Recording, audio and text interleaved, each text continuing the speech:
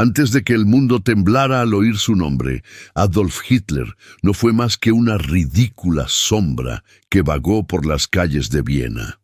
Un fantasma alimentado por la mediocridad, el resentimiento y una ambición ciega que nadie supo prever. Esta no es solo la historia de un dictador, sino el relato de cómo un hombre fracasado logró arrastrar a una nación entera hacia el apocalipsis. Analizaremos cada paso, cada trauma y cada decisión que transformó a un pintor mediocre en el arquitecto del mayor horror del siglo XX.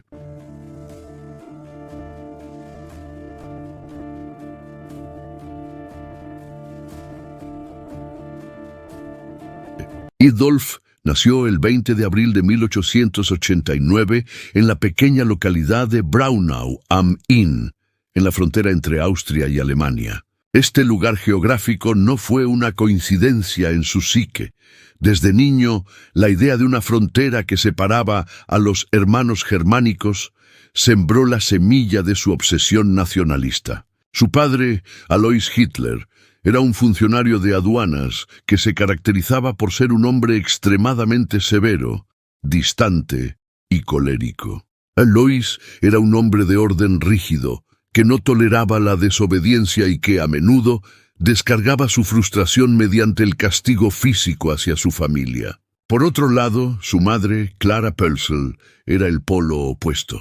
Era una mujer profundamente devota, silenciosa y cariñosa, que volcó todo su amor en Adolf tras haber perdido a varios de sus hijos anteriores. Clara intentaba compensar la brutalidad del padre con una protección excesiva, lo que generó en el joven Adolf un sentido de especialidad y al mismo tiempo una incapacidad para manejar el rechazo.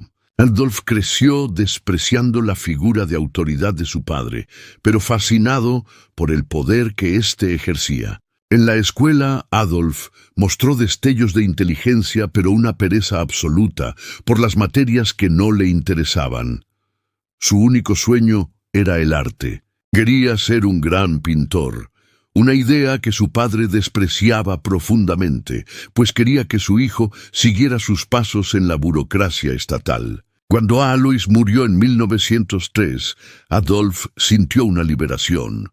Pero el verdadero trauma llegó en 1907. Su madre, la única persona a la que realmente amó en su vida, murió de un cáncer de mama tras un tratamiento doloroso. Adolf, hundido en el dolor, se quedó solo con una pequeña pensión y una maleta, convencido de que Viena lo recibiría como al genio que él creía ser. Con el ego inflado y el corazón roto, Adolf llegó a la vibrante Viena, la joya del imperio austrohúngaro. Estaba seguro de que su destino era entrar en la prestigiosa Academia de Bellas Artes. Sin embargo, la realidad le propinó un golpe del que su psicología nunca se recuperaría. Fue rechazado. Los examinadores fueron claros: falta de talento. Le sugirieron que intentara con la arquitectura, pero Adolf, demasiado orgulloso para aceptar una crítica, se hundió en la negación. Lo intentó de nuevo al año siguiente, y el resultado fue el mismo. Este rechazo convirtió al aspirante a artista en un fantasma urbano. Agotó su herencia y terminó viviendo en albergues de mala muerte, compartiendo espacio con los estratos más bajos de la sociedad. Durante estos años, Adolf vagaba por las calles vendiendo acuarelas baratas de edificios vieneses, pinturas vacías, carentes de vida humana, que apenas le daban para comer. Fue en este periodo de humillación donde comenzó a buscar culpables para su miseria. En las bibliotecas de Viena, comenzó a devorar panfletos racistas, teorías pseudocientíficas y discursos antisemitas que circulaban en la época. Empezó a creer que su falta de éxito no era culpa suya, sino de una conspiración internacional que oprimía a los verdaderos alemanes. Viena, con su mezcla de nacionalidades, se convirtió para él en un lugar asqueroso. Comenzó a incubar un odio visceral hacia los judíos, los marxistas y los liberales. El pintor frustrado dejó de intentar crear belleza para empezar a acumular una ira volcánica. El vagabundo que nadie miraba estaba diseñando en su mente un mundo donde él sería quien diera las órdenes. En 1914, el estallido de la Primera Guerra Mundial fue, para Adolf, la salvación. Huyó de Austria para no servir en un ejército que consideraba multicultural y se alistó en el ejército bávaro, en Alemania. Por primera vez en su vida tenía un propósito.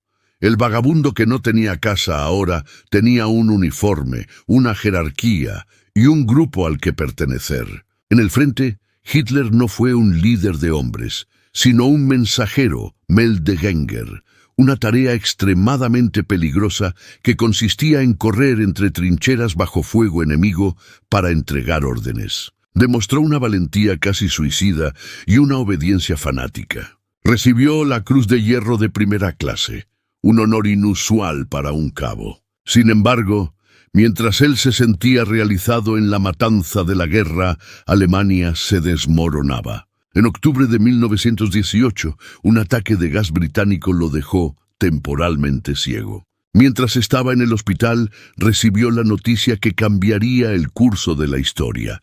Alemania se había rendido. Hitler entró en un estado de furia histérica. Para él, Alemania no había sido derrotada en el campo de batalla, sino apuñalada por la espalda por los traidores en casa, judíos y socialistas. Esta mentira, conocida como la Dolchstoßlegende, se convirtió en su verdad absoluta. Salió del hospital con una visión clara.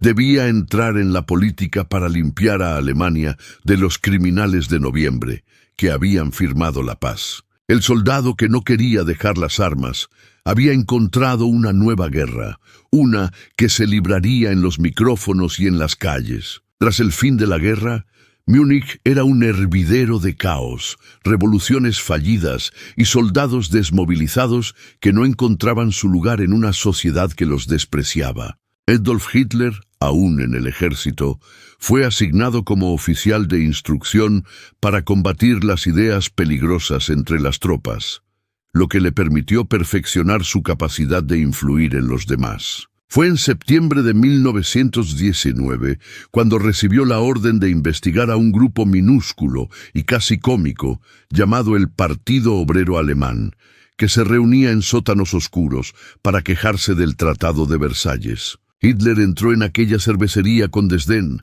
pero al escuchar las quejas de aquellos hombres, sintió una chispa eléctrica. No eran solo quejas, era el mismo resentimiento que él cargaba en sus entrañas.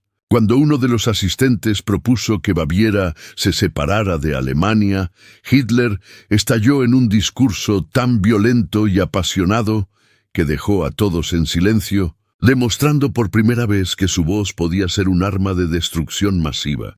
El fundador del grupo, Anton Drexler, quedó tan impresionado que le entregó un folleto y lo invitó a unirse, viendo en ese cabo insignificante al agitador que el movimiento necesitaba. Hitler aceptó, convirtiéndose en el miembro número 55, aunque más tarde manipularía los registros para parecer uno de los fundadores originales del movimiento. Rápidamente Adolf se dio cuenta de que el partido necesitaba una identidad visual y emocional que golpeara los sentidos de las masas de forma inmediata.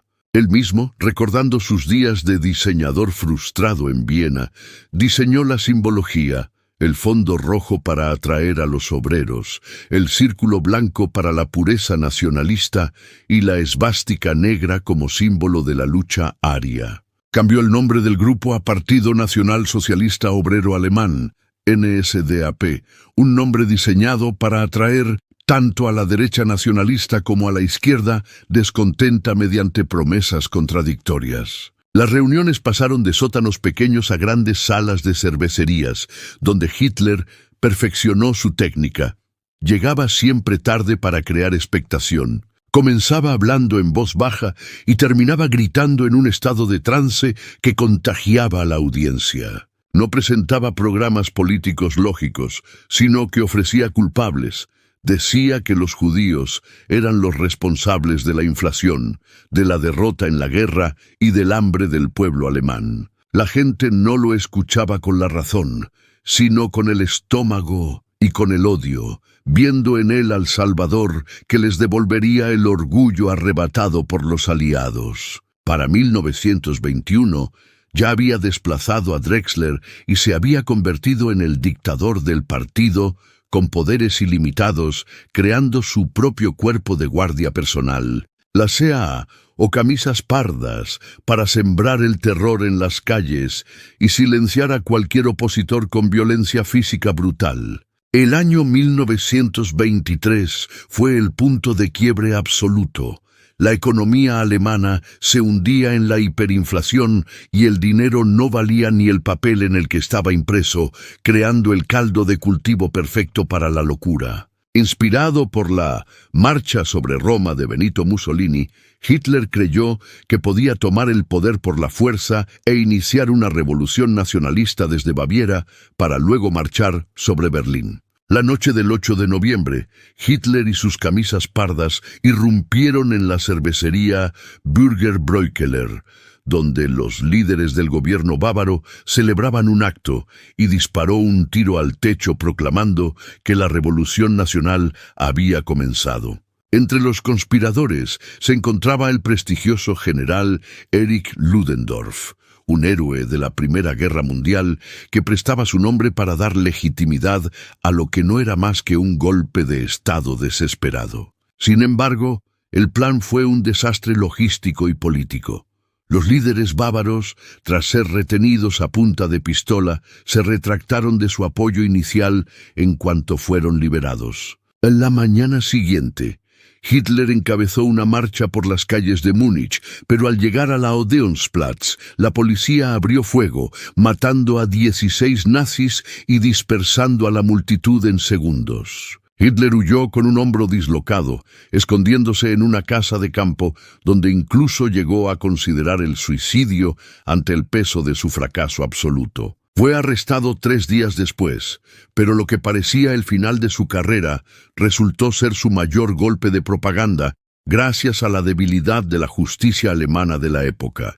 El juicio, celebrado en 1924, no fue un proceso legal riguroso, sino un escenario donde Hitler pudo hablar durante horas ante la prensa nacional e internacional, transformando un acto de alta traición en un acto de patriotismo heroico. Los jueces, que simpatizaban con sus ideas derechistas, le permitieron humillar a los testigos y presentar su visión de una Alemania renacida, lo que lo convirtió en una celebridad en todo el país. Aunque fue condenado a 5 años de prisión, la sentencia fue una burla. Se le otorgó la posibilidad de libertad condicional tras cumplir solo unos meses, reflejando la inclinación reaccionaria de los tribunales. Ludendorff fue absuelto por su pasado militar, mientras que otros líderes como Rudolf Hess compartieron el destino de Hitler en la fortaleza de Landsberg. Aquel intento de golpe fallido le enseñó a Hitler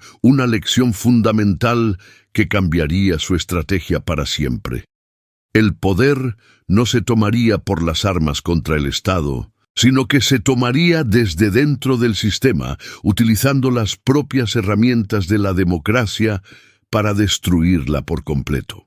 La estancia en la prisión de Landsberg fue cualquier cosa menos un castigo. Hitler fue tratado como un invitado de honor en una celda que parecía más un despacho de lujo. Durante esos meses, recibió a cientos de visitantes que le llevaban flores, comida y cartas de aliento, convirtiendo la prisión en el centro de mando del partido nazi en el exilio. Fue en este ambiente de comodidad donde comenzó la redacción de Mein Kampf, Mi lucha, el libro que se convertiría en la Biblia del nacionalsocialismo y que detallaba con una claridad aterradora sus planes futuros. Contrario al mito de que solo dictó el libro, Hitler trabajó incansablemente en una máquina de escribir Remington, plasmando su visión del mundo basada en la lucha racial eterna y la necesidad de un espacio vital para Alemania en el este. En sus páginas, Hitler identificaba al judío como el parásito universal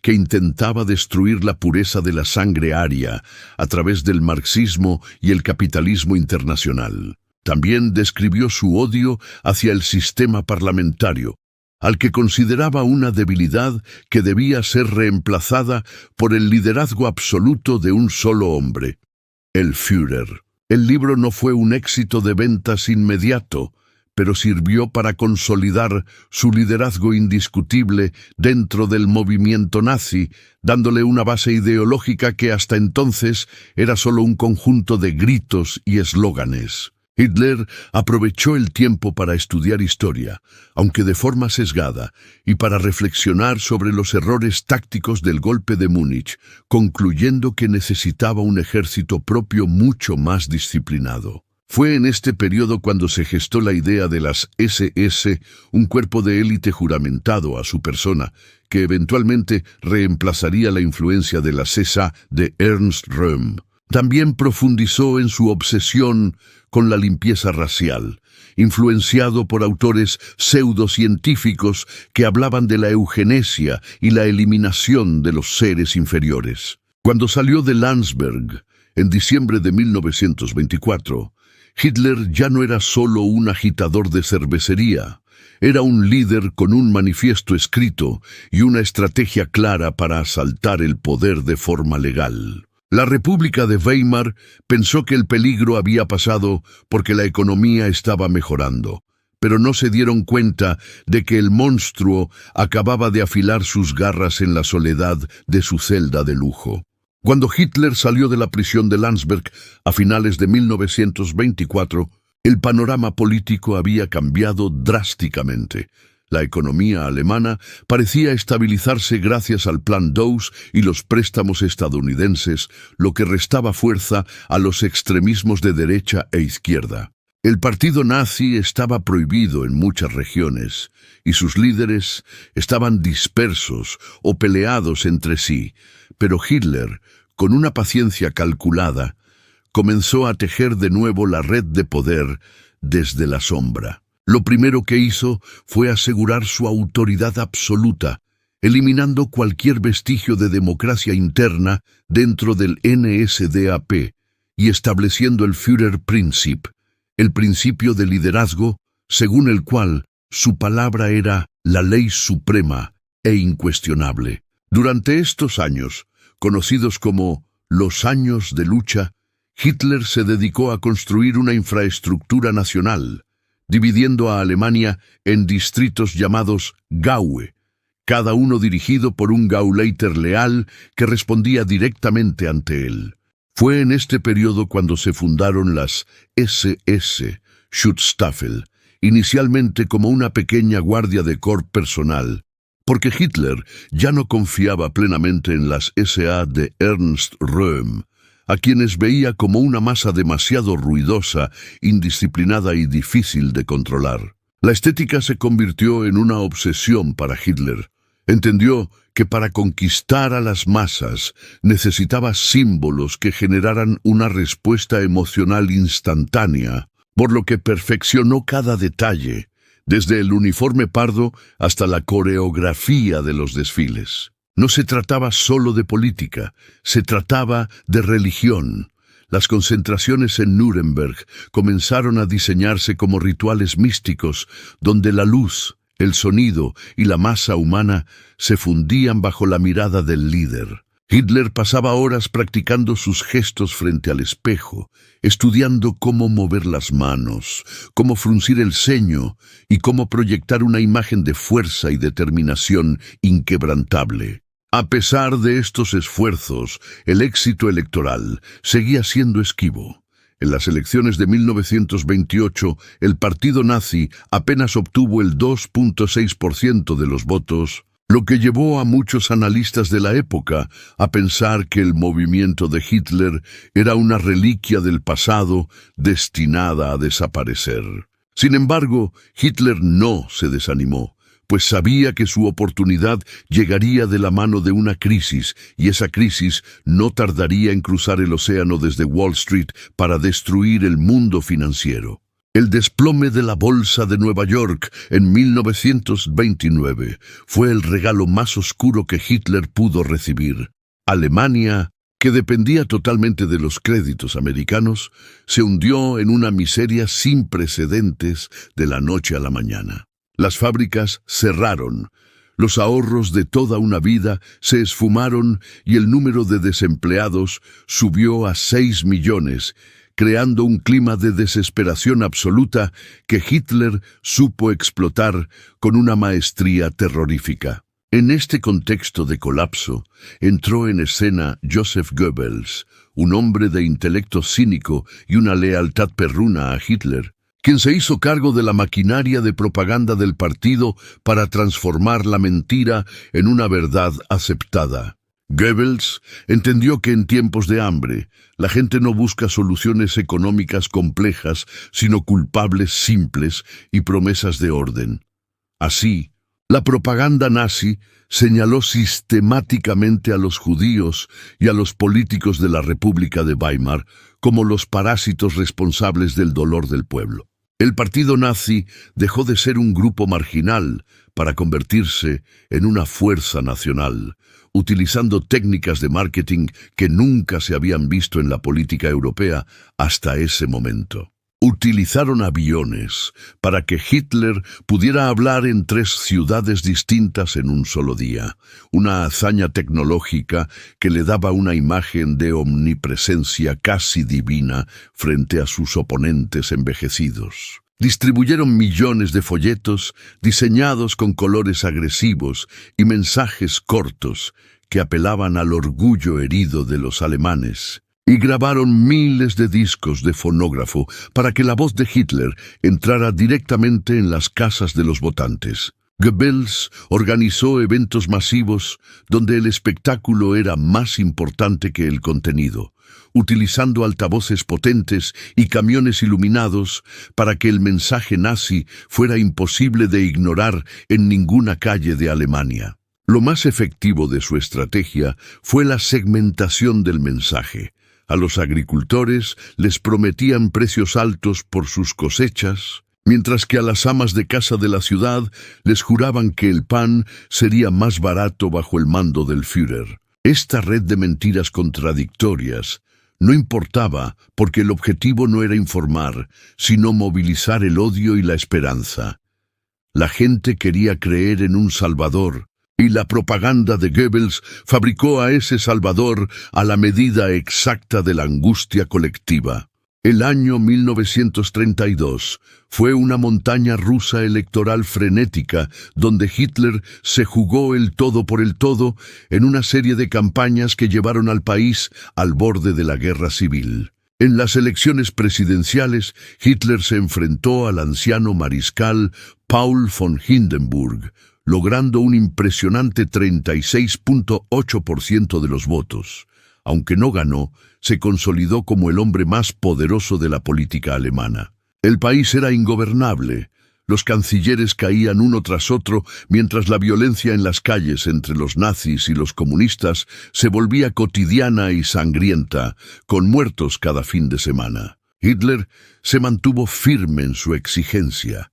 No aceptaría ningún puesto que no fuera la Cancillería con poderes plenos, rechazando cualquier oferta de ser un simple ministro en un gobierno de coalición tradicional. Detrás de escena, los industriales y los aristócratas conservadores comenzaron a conspirar, creyendo que podían domesticar a Hitler y utilizar su base de apoyo popular para destruir a la izquierda y luego deshacerse de él cuando ya no fuera útil. Fue el político Franz von Papen quien convenció finalmente a un Hindenburg reticente de que nombrara a Hitler canciller, asegurándole que en 2 meses lo tendrían tan acorralado que se pondría a chillar.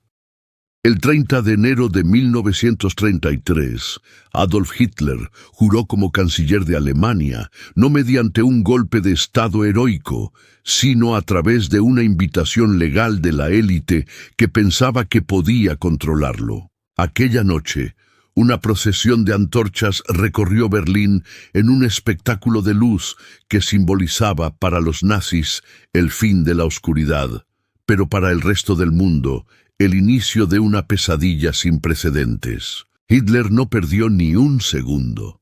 En cuanto tomó posesión, comenzó a desmantelar las estructuras del Estado democrático desde adentro, utilizando el incendio del Reichstag, en febrero de 1933, como la excusa perfecta para suspender las libertades civiles. Acusó a los comunistas del incendio y logró que Hindenburg firmara un decreto de emergencia que permitía arrestar a cualquiera sin cargos, eliminando de un plumazo a su oposición política más fuerte. Poco después, forzó la aprobación de la ley habilitante, que le otorgaba poderes dictatoriales para dictar leyes sin el consentimiento del Parlamento, convirtiéndose efectivamente en el dueño absoluto de Alemania. La democracia alemana no murió de un disparo, murió por un suicidio colectivo de su clase política, que le entregó las llaves del poder a un hombre que nunca había ocultado su desprecio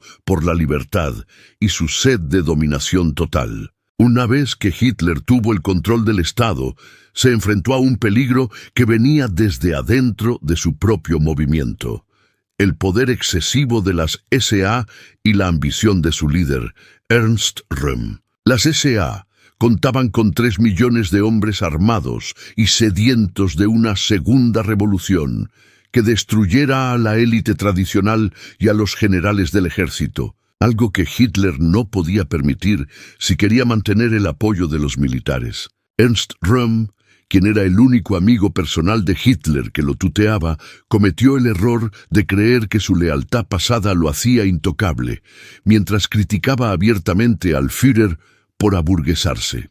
Los generales del ejército alemán odiaban a Röhm y veían a las SA como una turba de matones que amenazaba su estatus, por lo que le pusieron un ultimátum a Hitler: o controlaba a sus camisas pardas o el ejército intervendría.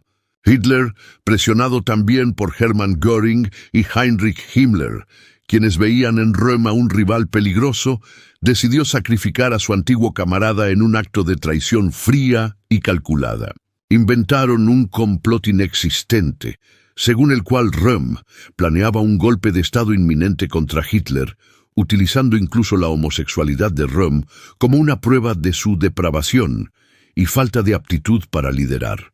En la madrugada del 30 de junio de 1934, en lo que se conoció como la Noche de los Cuchillos Largos, destacamentos de las SS arrestaron a los líderes de las SA en un balneario en Baviera mientras dormían. El propio Hitler participó en los arrestos, entrando en la habitación de Röhm con una pistola en la mano para enfrentarse al hombre que lo había ayudado a subir al poder.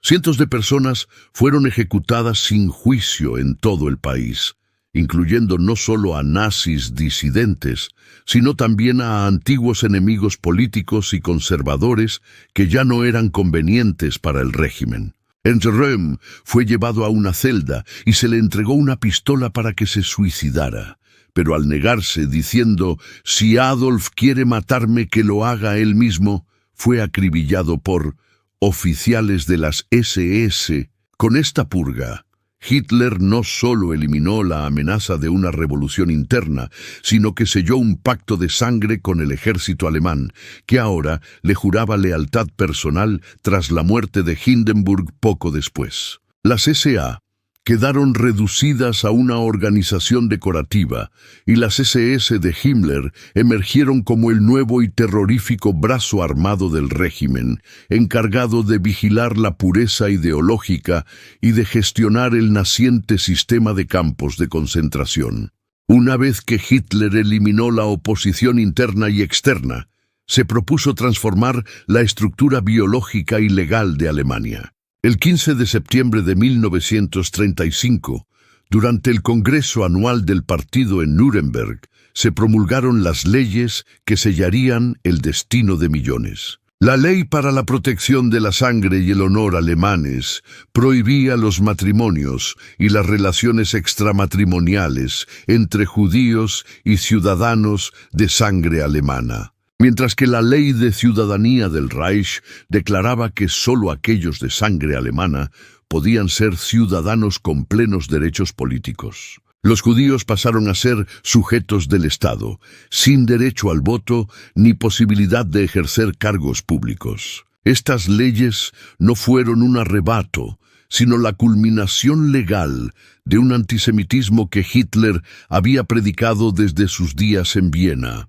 La burocracia alemana se volcó en la creación de complejos árboles genealógicos para determinar quién era ario y quién no, basándose en la religión de los abuelos para definir una supuesta pureza racial. Esta segregación se extendió rápidamente a todos los ámbitos de la vida cotidiana.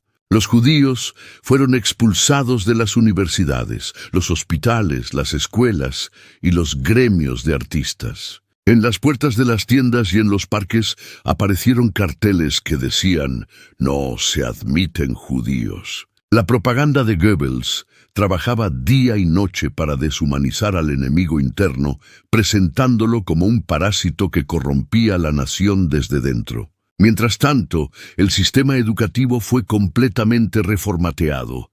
Los libros de texto fueron reescritos para enseñar la superioridad de la raza aria y la necesidad de obediencia absoluta al Führer. Hitler entendió que para que su régimen durara, debía conquistar las mentes de los más jóvenes, por lo que las juventudes hitlerianas se convirtieron en la única organización juvenil permitida, donde se preparaba a los niños para ser soldados y a las niñas para ser madres de futuros guerreros, eliminando cualquier rastro de pensamiento crítico. Para consolidar su popularidad, Hitler necesitaba acabar con el desempleo que había destruido a la República de Weimar, y lo hizo a través de un programa masivo de gasto estatal y rearme secreto conocido como el Aufrüstung. Bajo la dirección de Hjalmar Schacht, Alemania comenzó a financiar su crecimiento mediante créditos complejos y la emisión de bonos MEFO, que permitían al Estado gastar dinero que no tenía para construir armamento sin alertar a los acreedores internacionales. Se iniciaron obras públicas monumentales como la construcción de las primeras autopistas, Autobahnen, diseñadas no solo para la modernización, sino también para el movimiento rápido de tropas y tanques en caso de guerra. Hitler prometió a cada trabajador un coche del pueblo, o Volkswagen, aunque en realidad el dinero de las suscripciones de los obreros terminó financiando la producción de vehículos militares. En 1936, el desempleo casi había desaparecido, pero Alemania se había convertido en una economía de guerra en tiempos de paz, donde todo el esfuerzo nacional estaba orientado hacia un conflicto futuro que Hitler consideraba inevitable. En marzo de 1936, Hitler tomó una decisión arriesgada que puso a prueba la voluntad de las democracias occidentales: la remilitarización de Renania. Según el Tratado de Versalles y los acuerdos de Locarno, esta zona debía permanecer desmilitarizada, pero Hitler envió a sus tropas cruzando los puentes del Rin, mientras ordenaba a sus generales que se retiraran inmediatamente si los franceses hacían el más mínimo movimiento militar. Fue un farol monumental. El ejército alemán era todavía débil y no habría podido resistir un contraataque francés. Sin embargo, Francia y Gran Bretaña no intervinieron, paralizadas por el miedo a una nueva gran guerra y por sus propios problemas internos. Este éxito diplomático y militar aumentó la confianza ciega de Hitler en su propio instinto y le convenció de que los líderes occidentales eran débiles y cobardes. A partir de ese momento, Hitler dejó de actuar con cautela y comenzó a planificar abiertamente la expansión territorial para conseguir el Lebensraum, o espacio vital en el este, convencido de que nadie se atrevería a detenerlo por la fuerza. Mientras Alemania se preparaba para la guerra, Hitler pasaba gran parte de su tiempo en su residencia de montaña, el Berghof, en los Alpes bávaros. Allí, lejos del bullicio de Berlín, se proyectaba una imagen de líder místico y solitario que se sacrificaba por su pueblo. La propaganda nazi ocultaba cuidadosamente su relación con Eva Braun, una mujer joven y leal que vivía en las sombras, pues Hitler creía que para mantener su atractivo ante las masas debía aparecer como un hombre casado con la nación. En el Berghof, Hitler mantenía una rutina peculiar. Se levantaba tarde, pasaba horas viendo películas, especialmente de Disney y documentales de guerra, y aburría a sus invitados con monólogos interminables que duraban hasta la madrugada. Sus manías personales se volvieron más estrictas. Se volvió vegetariano, desarrolló una fobia extrema a las enfermedades y al humo del tabaco, y comenzó a confiar cada vez más en su médico personal, Theodor Morell, quien le suministraba una mezcla peligrosa de vitaminas, hormonas y anfetaminas. Este entorno idílico en las montañas contrastaba con la realidad del terror que sus órdenes generaban en el resto de Europa. En el Berghof se tomaban las decisiones que decidirían el destino de naciones enteras. Hitler recibía allí a dignatarios extranjeros, utilizando la impresionante vista de las montañas desde su enorme ventanal para intimidarlos y mostrar el poder de la nueva Alemania. Su culto a la personalidad alcanzó niveles religiosos. Su fotografía estaba en cada hogar, cada escuela y cada oficina, y el saludo Heil Hitler se volvió obligatorio por ley. La gente común le escribía miles de cartas pidiéndole consejo o simplemente expresándole su devoción, viéndolo no como un político, sino como un mesías que había rescatado a Alemania del abismo. Sin embargo, tras esta fachada de estabilidad y grandeza, Hitler se volvía cada vez más impaciente y propenso a ataques de ira si sus planes no se ejecutaban con la rapidez y brutalidad que él exigía, lo que generaba un clima de miedo incluso entre sus colaboradores más cercanos, como Göring, Goebbels y Himmler.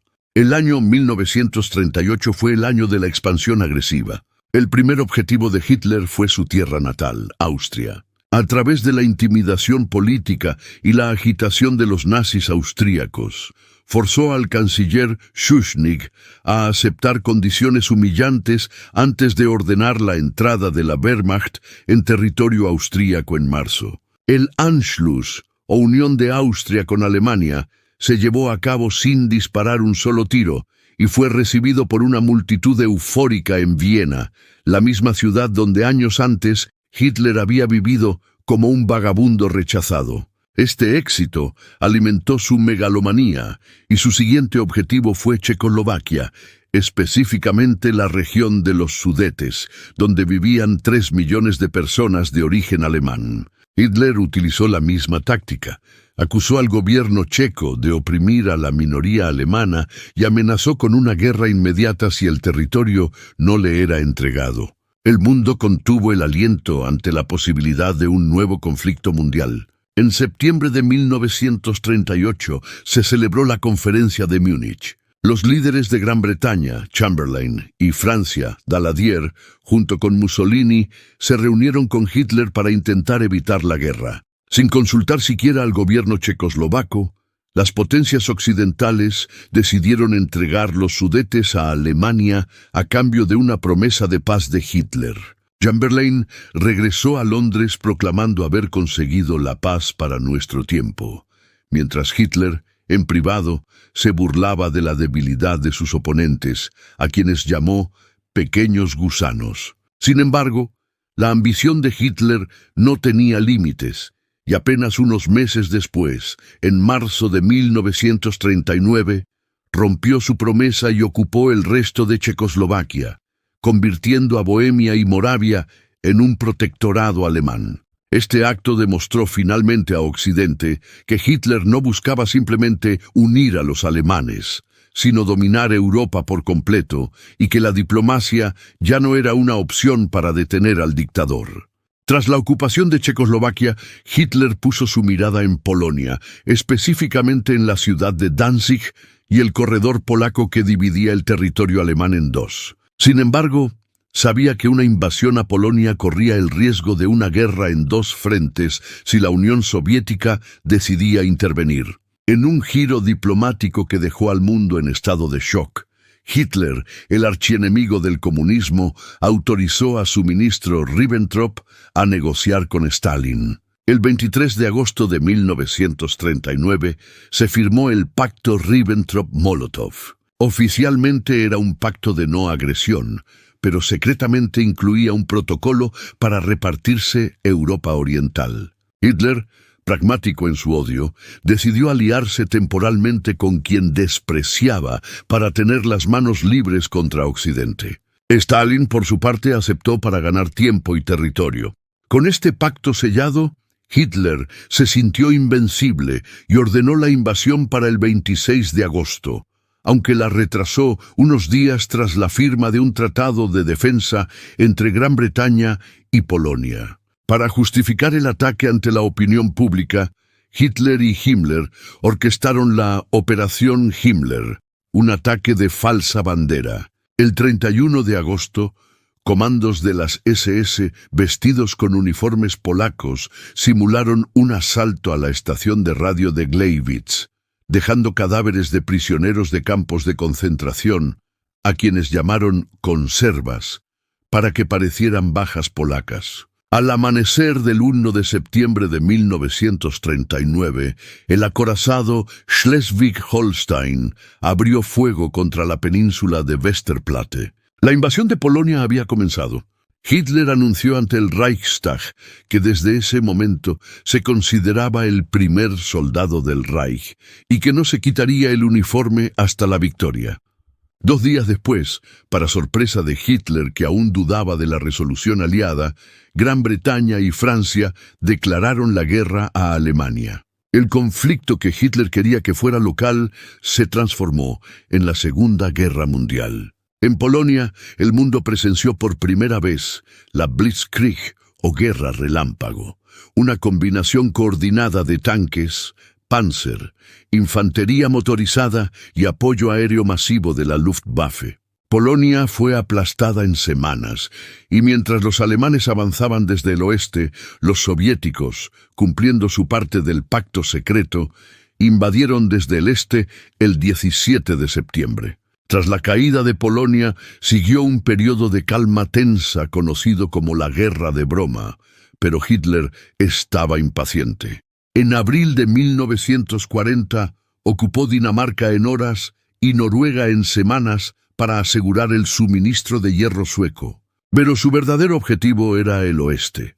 El 10 de mayo de 1940 lanzó la ofensiva contra Francia, Bélgica y los Países Bajos, utilizando el audaz plan del general von Manstein: atravesar el bosque de las Ardenas, un terreno que los franceses consideraban impenetrable para los tanques. La maniobra fue un éxito total. Las fuerzas aliadas fueron rodeadas y empujadas hacia las costas de Dunkerque. En una decisión que aún debaten los historiadores, Hitler ordenó a sus tanques detenerse, permitiendo que más de 300.000 soldados británicos y franceses fueran evacuados a Inglaterra. Aún así, la caída de Francia fue estrepitosa. El 14 de junio, las tropas alemanas entraron en París sin resistencia. Hitler, en un acto de revancha histórica, obligó a los franceses a firmar la rendición en el mismo vagón de tren donde Alemania había capitulado en 1918. Después, visitó París durante solo 3 horas, fotografiándose frente a la Torre Eiffel. En ese momento, Hitler estaba en la cima de su poder. Había logrado en 6 semanas lo que el Kaiser no pudo en 4 años. Sin embargo, al otro lado del Canal de la Mancha, Winston Churchill se negaba a rendirse, obligando a Hitler a planear la invasión de Gran Bretaña, la Operación León Marino. Hitler sabía que para invadir Inglaterra necesitaba el control total del aire. Durante el verano de 1940, la Luftwaffe de Göring intentó destruir a la Royal Air Force, RAF, en los cielos británicos. Fue el primer gran revés de Hitler. Los británicos, gracias al radar y a una resistencia heroica, no se quebraron. Hitler, frustrado por la falta de resultados rápidos, cometió un error táctico clave. Desvió los ataques de las bases aéreas y fábricas hacia las ciudades. El Blitz, bombardeando Londres para intentar romper la moral de la población. Esto solo logró fortalecer la determinación británica y dar tiempo a la RAF para recuperarse.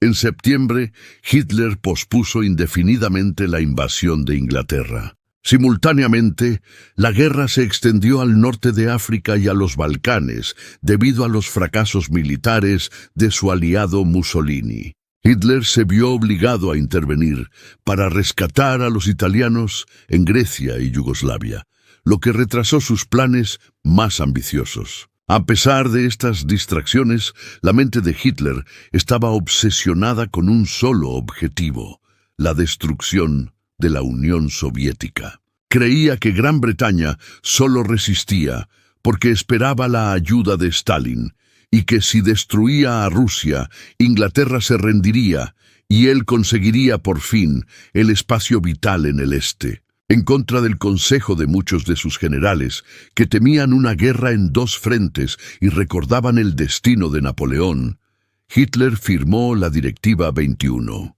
El nombre en clave era Operación Barbarroja. El 22 de junio de 1941, 3 millones de soldados alemanes cruzaron la frontera soviética en la mayor invasión militar de la historia. Al principio, Barbarroja pareció otro éxito rotundo. Las fuerzas alemanas avanzaron cientos de kilómetros por día, capturando a millones de soldados soviéticos en enormes bolsas de cerco. Hitler estaba exultante, declarando que solo tenemos que dar una patada en la puerta y toda la estructura podrida se vendrá abajo. El avance se dividió en 3 grupos: norte hacia Leningrado, centro hacia Moscú y sur hacia Ucrania y los yacimientos de petróleo. Sin embargo, la inmensidad del territorio ruso y la táctica de tierra quemada de Stalin empezaron a pasar factura.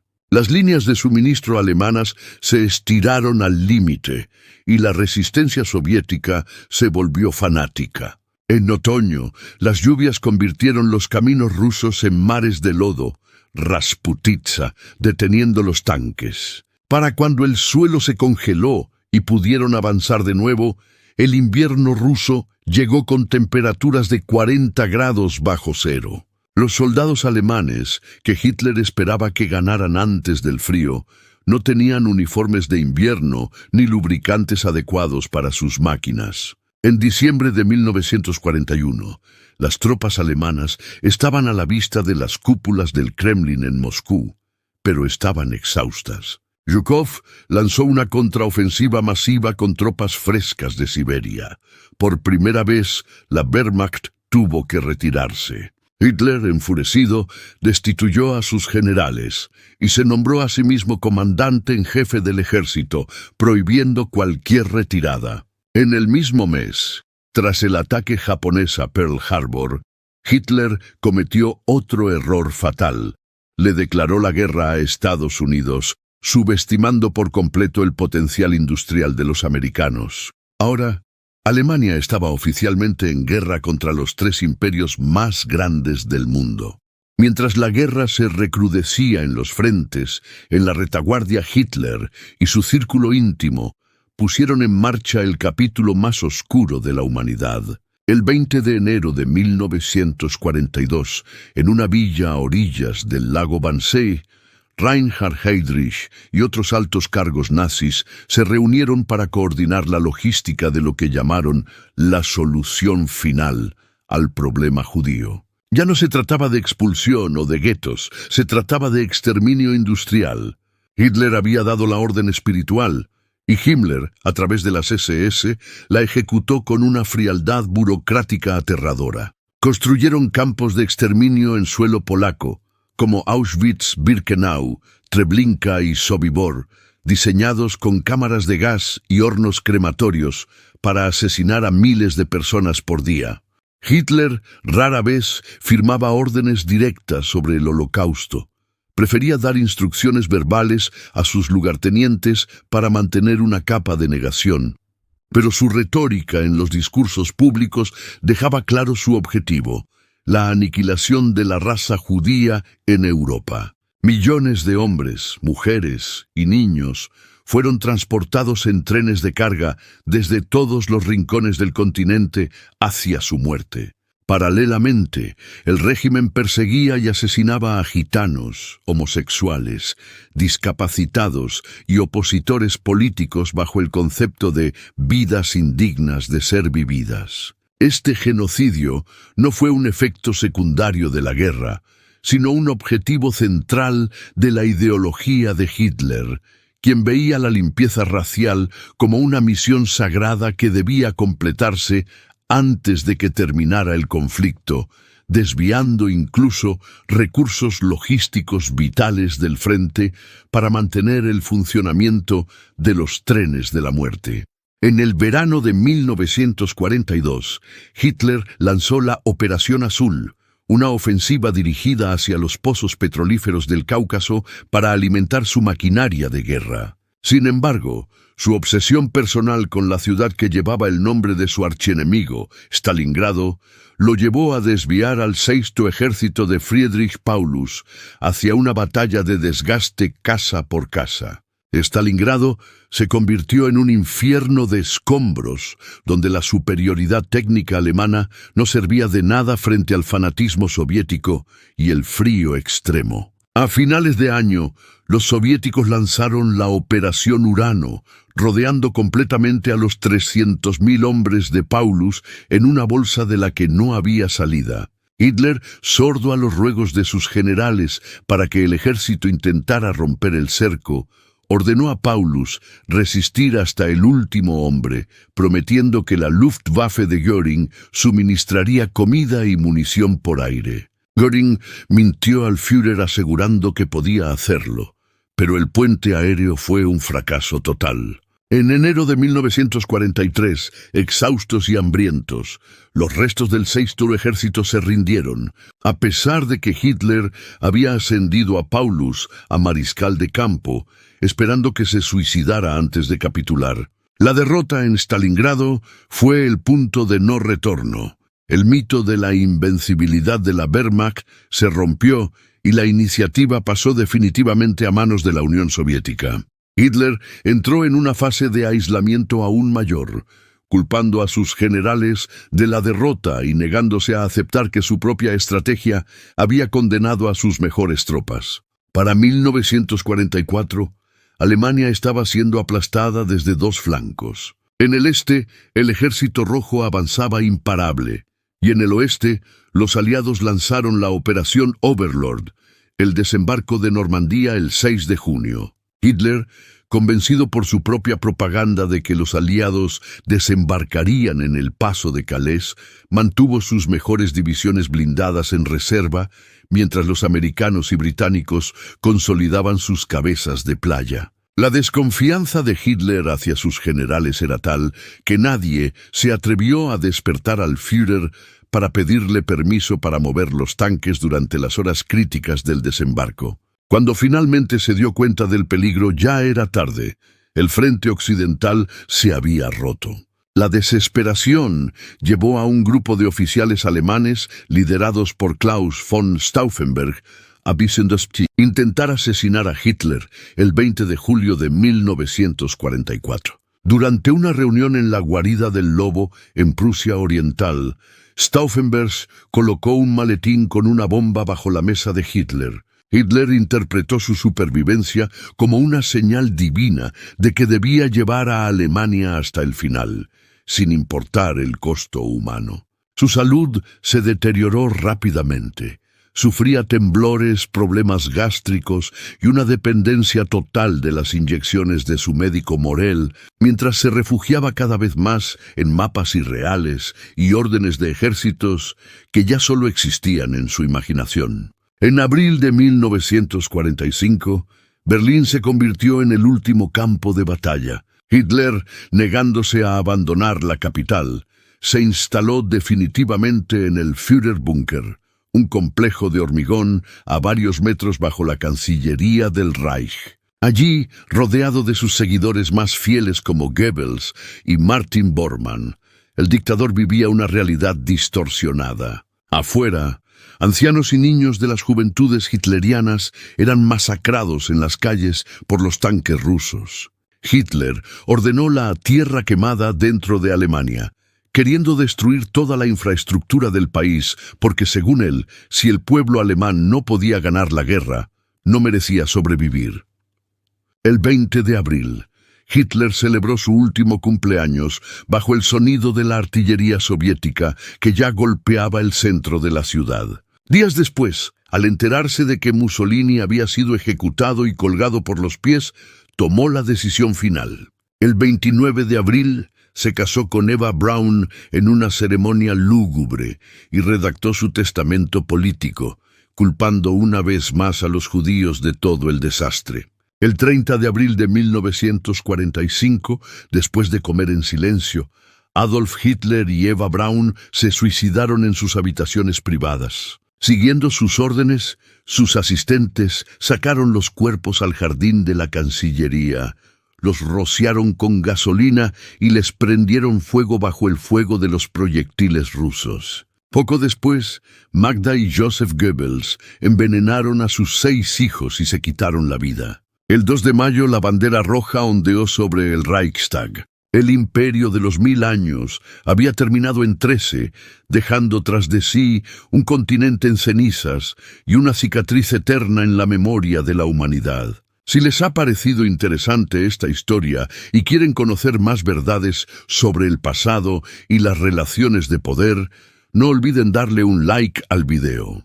Suscríbanse al canal ahora mismo y activen la campana para no perderse los próximos documentales. Me encantaría leer su opinión en los comentarios. ¿Qué parte de esta historia les sorprendió más? Gracias por acompañarme. Soy Luciano y nos escuchamos en el próximo video. Hasta la próxima.